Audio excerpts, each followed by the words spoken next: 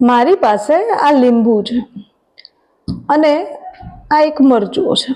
લીંબુને આપણે લેમન કહીએ છીએ, મરચાને આપણે ચીલી કહીએ છીએ. આ બધી વસ્તુ ખબર છે આપણને.